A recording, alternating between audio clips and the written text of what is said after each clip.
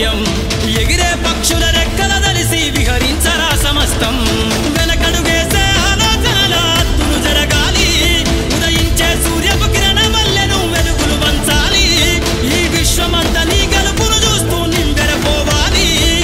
చరిత్ర పుటలో లిఖిస్తూ నువ్వు శిఖరం కావాలి